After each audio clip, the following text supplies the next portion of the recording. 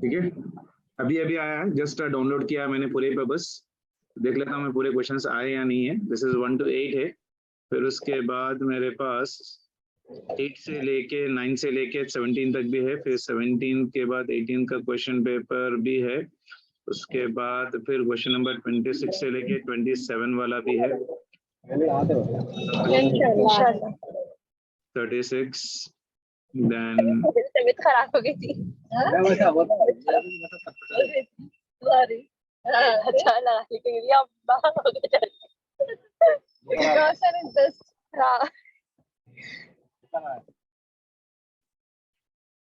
ठीक है बेटा।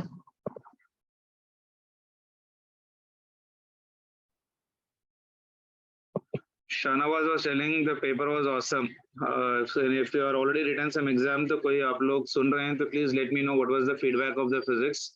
How was the physics paper? मैंने तो अभी देखा भी नहीं है पेपर, मैं भी आप लोग के साथ ही अभी शेयर कर रहा हूँ जैसे ही मेरे को आया।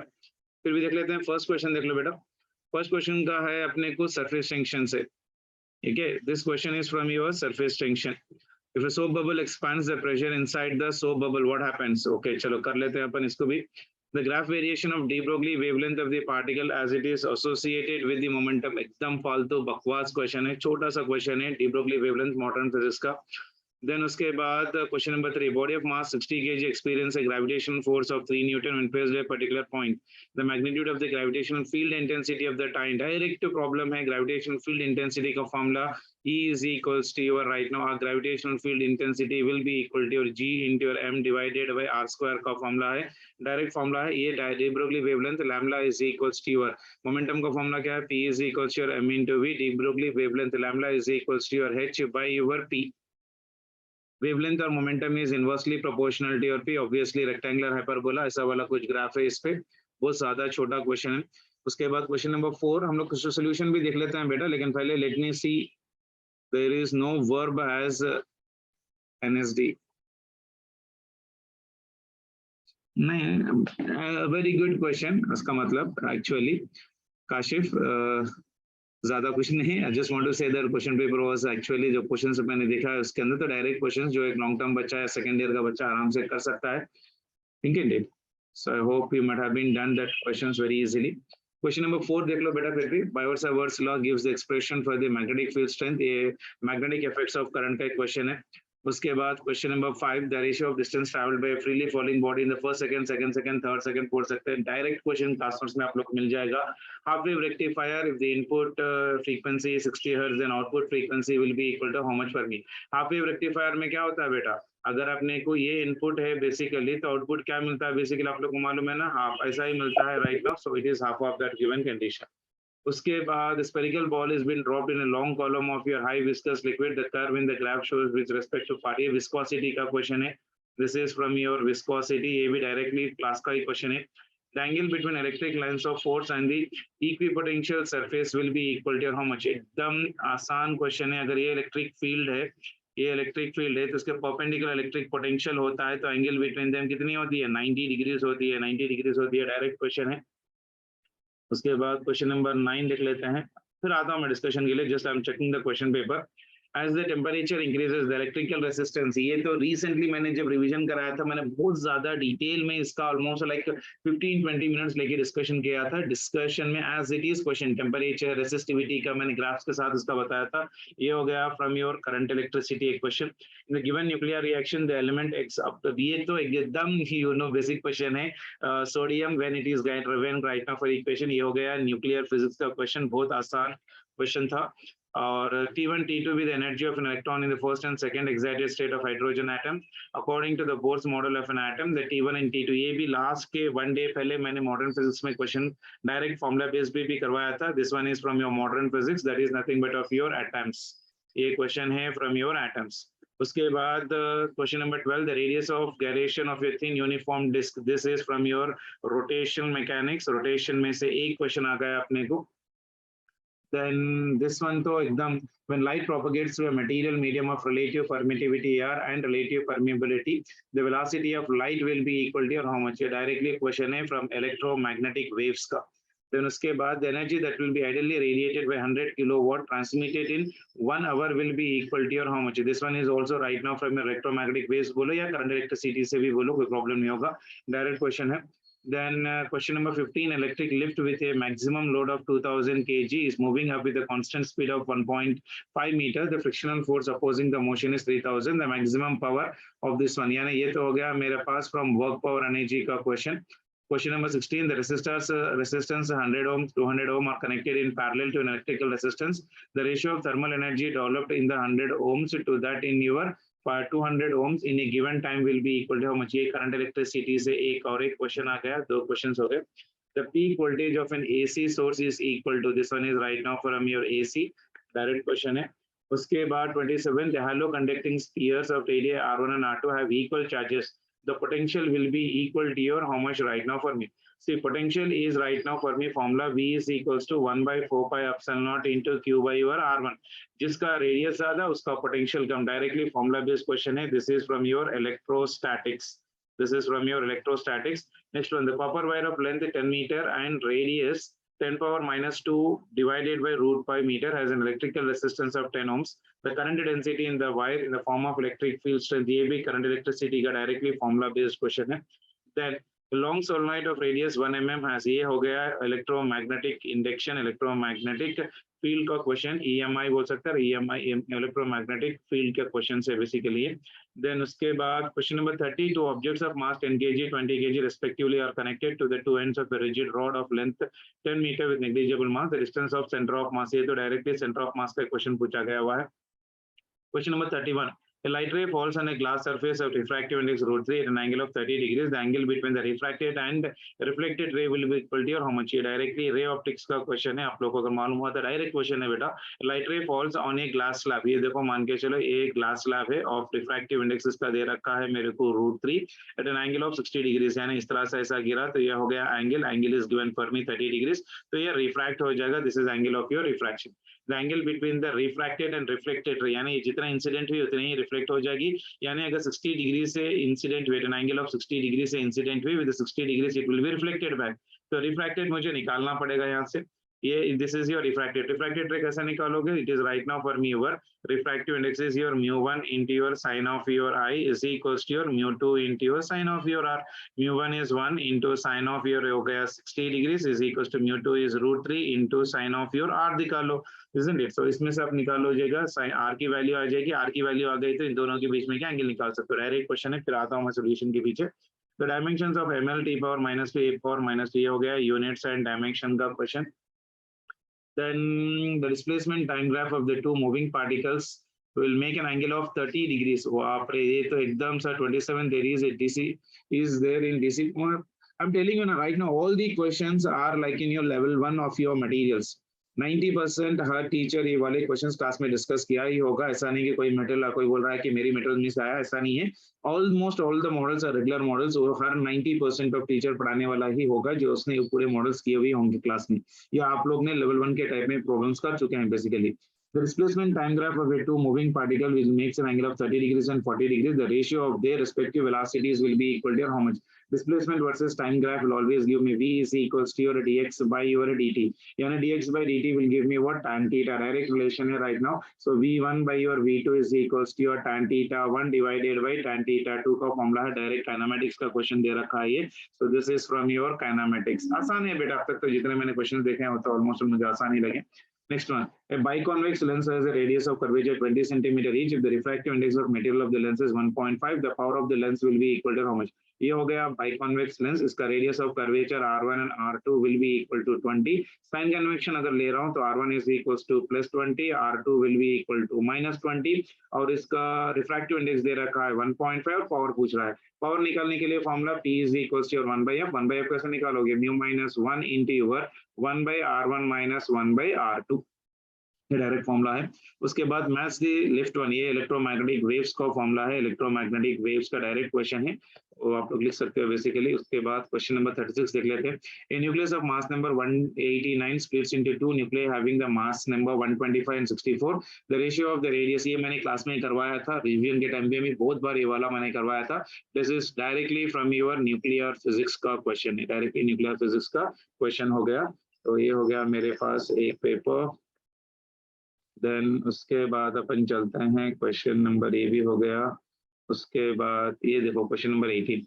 A shell of mass m is initially at rest. It explodes into 3 fragments having the mass in the ratio 2:1. If the fragments having equal mass fly off a to, ये तो हो गया डायरेक्टली कोलिजन्स का question. ये 90% था, teacher अपनी class notes में करवाए होगा, तो आप लोग क्लास नोट्स भी चेक करो तो डायरेक्ट क्वेश्चन मिल जाएगा। If the initial tension on the stretched string is double, then the ratio of initial and final speed of the transverse wave along the string will be equal to your how much? ये sound का question है directly. v is equals to under root of your t by your mu का formula है, ये आप लगा के निकाल सकते हो basically. Then question number 20 is from your thermodynamics. An ideal gas undergoes 4 different processes from the same initial state as shown in the figure below. Those processes are adiabatic, isothermal, isochoric. The curve which represents the adiabatic process among 1, 2, 3, 4 will be equal to your how much? ये देखो कितना Lallu type question है। isothermal मतलब temperature constant होना चाहिए right now, यानी PV is equals to your n into R into your T का relation है। अगर टेम्परेचर कांस्टेंट है, that means T is inversely proportional to your volume part of relation, isn't it? और यहाँ पर देखो बेटा 1 के लिए वॉल्यूम कांस्टेंट है, अगर वॉल्यूम कांस्टेंट है तो ये हो गया आइसोकोरिक प्रोसेस हो जाएगा, और ये हो गया I4 that is right now 4th one pressure constant है, तो this will become for me isobaric process basically, ठीक है ना। 3 and 2 में हो जाएगा आंसर, 1 and 3, 4 and 4 में तो होगा ही नहीं। I hope you can do such type of questions, very easy question है basically. The next one question number 21 देखो बेटा, the angular speed of a flywheel moving with a uniform angular acceleration changes, ये तो direct question है again from your circular motion.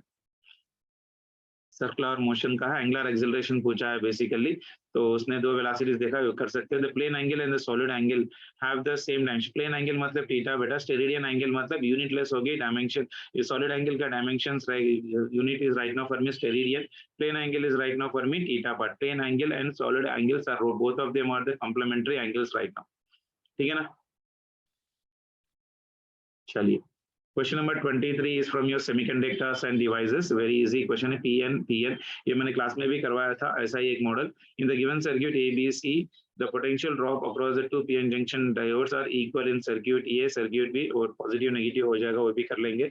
Then question number 24 देखो बेटा, ये हो गया wave optics का question. In a Wein's double slit experiment, a student observed 8 fringes in a certain segment on a screen when a monochromatic light of 600 nanometer wavelength is used. If the wavelength of light is being changed to 400, the number of fringes he would be observed in the same region of the screen will be equal to your how much right now? For ये भी direct YDSC का question है। Question number 25, when two monochromatic light of frequency nu and mu by 2 are incident on a photoelectric metal, the stopping potential becomes Vs by 2 and Vs respectively, the threshold for length। ये हो गया photoelectric effect का question, यानी atoms में से एक question पूछा हुआ डायरेक्टली। Question number 26 देखिए बेटा, square loop of side 1 meter and resistance 1 ohm is placed in a magnetic field of your 0.5 Tesla. If the plane of the loop is perpendicular to the direction of magnetic field, the magnetic flux through the loop will be equal to your how much for me? So flux will be equal to your B bar dot A bar का relation है, this is from your magnetic field part of relation, square loop of resistance 1 ohm placed in this one। ये हो गया magnetic effects of your current का question, magnetic effects of your current। Then उसके बाद next question चलते हैं, देख लेते हैं what was the level of question of this one. Next one is ये 44 है, शायद मेरे ख्याल से 44 है। This is question number 44। A Wheatstone bridge is used to determine the value of unknown resistance X by adjusting the variable resistance Y as shown in the figure for most precise measurement। ये हो गया अपने को, फिर current electricity से question पूछा है उसने। ये हो गया फ्रॉम योर AC का एक क्वेश्चन है बेसिकली। उसके बाद question number 6 one is again from your capacitor. ये हो गया कैपेसिटर मतलब इलेक्ट्रोस्टैटिक्स का एक क्वेश्चन है बेसिकली। उसके बाद क्वेश्चन नंबर 7 देख लीजिए बेटा, क्वेश्चन नंबर 7 ये हो गया फिर से इलेक्ट्रोस्टैटिक्स से। आसान दिख रहा है बेटा paper, I don't know how many of you have been okay with this one. 2 point charges minus q and plus q are being placed at distance L as shown, the magnitude of the electric field at a distance। ये minus q plus q मतलब ये dipole बनाएगा बेटा, dipole के लिए electric field on acceleration मतलब E is equals to your k into p divided by r cube, 2k into p divided by r cube on the axial होता है, isn't it? So I hope you can do this question also, but this short type moment direct question है। A ball is been projected with a velocity 10 meters at an angle of incidence 60 degrees with the vertical direction, speed at highest point of trajectory। ये फिर से kinematics का एक question दे रखा है basically. Question number 49, from Ampere's circular law for a long straight wire of circular cross section carrying a steady current, the variation of magnetic field inside and outside the region. ये already last time भी पूछा गया हुआ question है बेटा, magnetic effects of current का question है, directly you can do it out. Then question number 50, a pendulum of length 121 and 100 centimeters starts vibrating in phase. ये हो गया from SHM, ये हो गया from SHM. तो ये हो गया अपना पेपर एनालिसिस और थोड़े क्वेश्चन है यहाँ पर. Question number 37 देखो बेटे, two transparent media A and B are separated by the plane boundary. The speed of light in those media 1.52. Then the critical angle ये हो गया from ray optics. बहुत ही आसान question फिर से once again. A big circular coil of 1000 turns and average radius 10 meter is rotating about the horizontal diameter of 2 radians. मैं पहले question paper analyze कर रहा हूँ कि बेटा what is the level of questions. Then electrical resistance, then maximum induced current ये हो गया from your EMI. एक question आ गया directly. उसके बाद ये तो अब एकदम लल्लू टाइप क्वेश्चन है. 39 again from gravitation is again from this direct question है. उसके बाद क्वेश्चन नंबर 40 देखो बेटा, रीजन सेशन दे रखा है. उसने क्या बोला, the stretching of A spring is determined by the shear modulus of metal of the spring.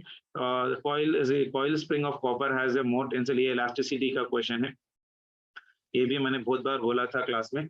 उसके बाद देख लीजिए, the area of the rectangular field of length 55.3 metre and breadth this one round off. ये हो गया error से एक question आया अपने को, यूनिट्स एंड डायमेंशन बोल सकते हो आप. यूनिट्स एंड डायमेंशन से अब तक मुझे दो क्वेश्चन दिखाई दिए, फिर भी लास्ट में अपन फाइनलाइज कर लेते हैं. उसके बाद 42 सेमीकंडक्टर एंड डिवाइसेस से और एक क्वेश्चन आया. उसके बाद 49 the volume occupied by the molecule contain 4.5 kg of water STP if the intermolecular force vanishes away between them. Again I think this one is from your KTG, kinetic theory of your gases. और कुछ question है क्या? पूरे questions हो गए बेटा, एक बार check कर लेते हैं. बेसिकली क्वेश्चन पेपर कैसा लगा बेटा? How do you feel the question paper? बहुत सारे बच्चों को लग रहा है कि डायरेक्ट क्वेश्चन है. हाँ बेटा, डायरेक्ट क्वेश्चन से बेसिकली ऐसा कोई कंट्रोवर्शियल क्वेश्चन तो अभी तक नहीं दिखा दिया. फर्स्ट ईयर का इजी होगा. ये हो गया देखो सरफेस टेंशन का क्वेश्चन, ये हो गया मॉडर्न फिजिक्स का क्वेश्चन. और वैसे भी आप केमिस्ट्री में भी पढ़ते होगे, अगर आप हेमंत सर की भी नोट्स निकाल के देखोगे तो ये क्वेश्चन का डायग्राम आप लोग को रेक्टेंगुलर हाइपरबोला दिख जाएगा. और उसके बाद वैसे भी अपन भी क्लास में करवा देते हैं मॉडर्न फिजिक्स की सेकंड ईयर के अगर बच्चे रहता है, क्योंकि अभी सेकंड ईयर के बच्चों को नहीं हुआ होगा, लेकिन जो एलटी के अगर बच्चे को है तो वो लोग देख रहे हैं. Basically too many questions from units and dimensions. देखते हैं डबल ये कौन सा है बेटा, ये ग्रेविटेशंस का एक क्वेश्चन आया. फिर से मैंने पहले एनालाइज कर रहा हूँ मैं क्वेश्चन पेपर, उसके बाद देख लेते हैं.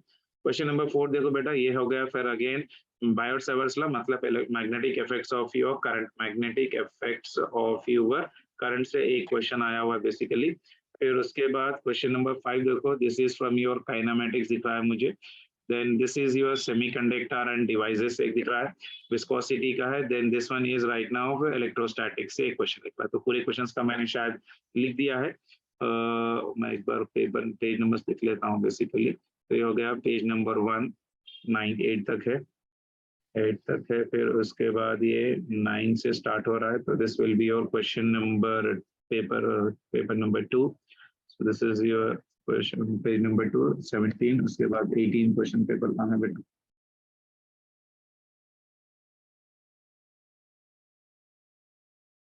ओके 18 है. तो ये हो गया पेपर नंबर 3, 26 हो गया. उसके बाद 27 यहाँ से हो गया. तो this is your question number 4. Question number 4 हो गया. पेज नंबर 4 में लास्ट क्वेश्चन क्या था? 17. पेज नंबर 4 में क्वेश्चन नंबर 36. उसके बाद 37 कहाँ से आया बेटा? 37 चाहिए मुझे, 37. हाँ ये वाला. तो this is a question number 5. कैसा लगा बेटा पेपर आप लोग को?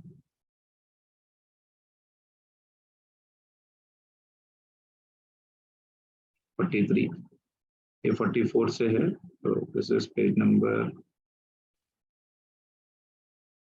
6.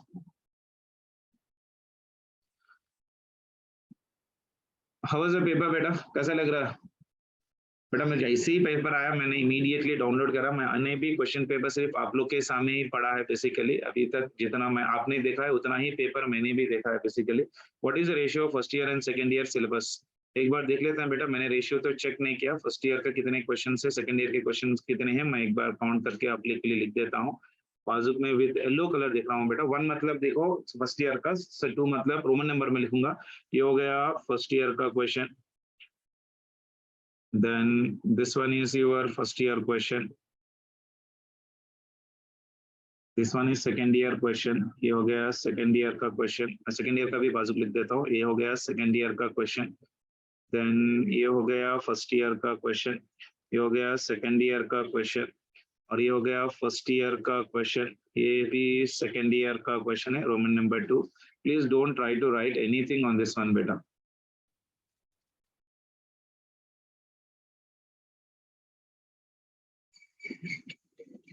डिलीट कर दो बेटा उसको इमीडिएटली, डिलीट करो।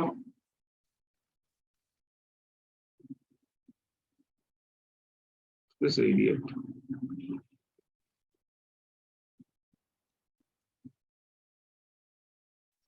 फिर उसके बाद देख लेते हैं बेटा यहाँ पर। यहाँ तो this is your second year का है। Then this one is also second year. Then this one is also your second year. Then this one is your center of mass first year. This is from your second year. Then this one is from your first year. This is from your second year. This one is also from your second year. Then this one is also from your second year. और ये वाला हो गया first year kinematics का question. Then directly लिख लेते हैं next one, ये वाला। ये हो गया फिर सेकेंड ईयर का पेपर। ये हो गया सेकेंड ईयर का paper. Then this one is right now from again second year topic. This is also second year topic.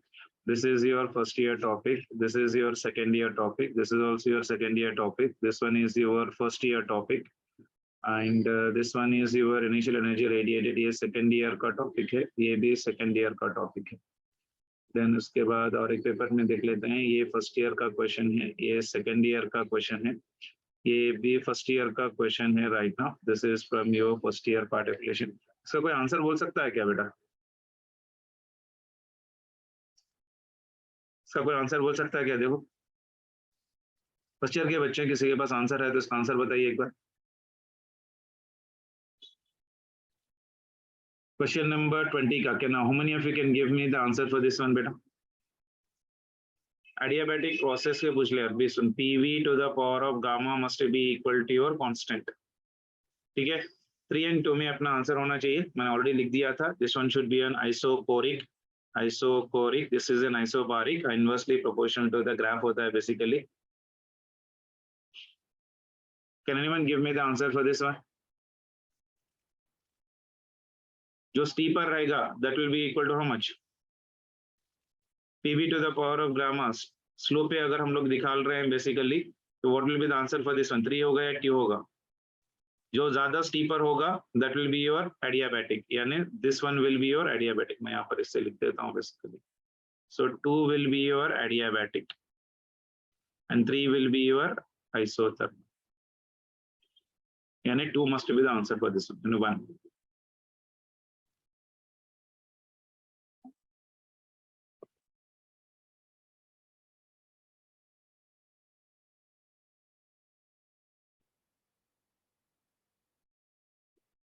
Very good बेटा।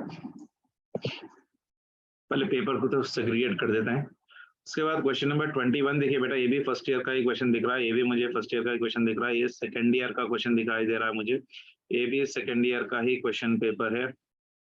उसके बाद ये भी सेकंड ईयर का ही है और ये भी सेकंड ईयर का ही है पेपर बेसिकली, और ये भी सेकंड ईयर का ही है।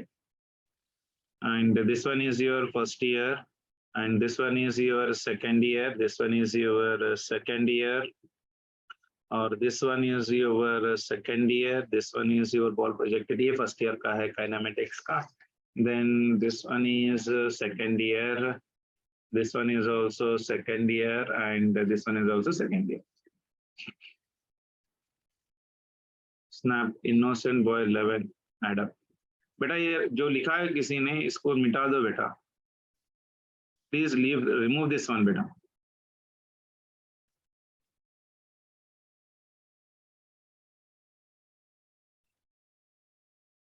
Sir, can you please send this question paper to our groups?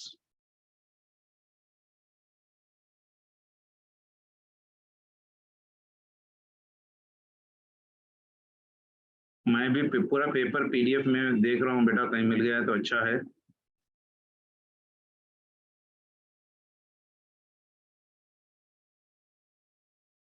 हाँ आ गया बेटा पेपर मुझे भी।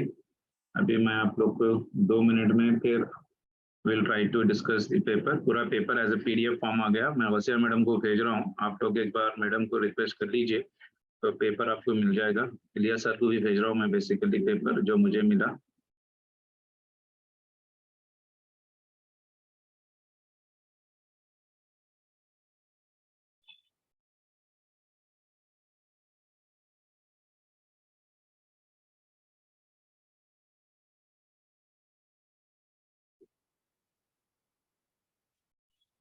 तो कैसा लगा बेटा पेपर आप लोगों को?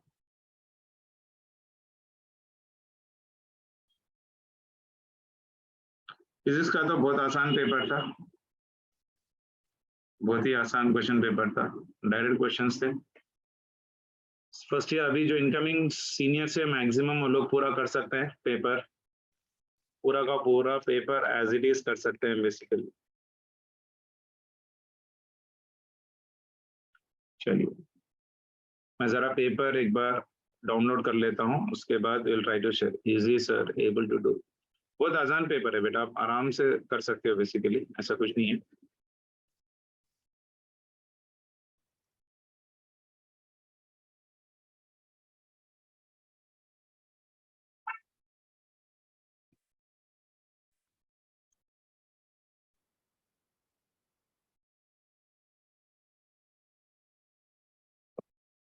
ठीक है,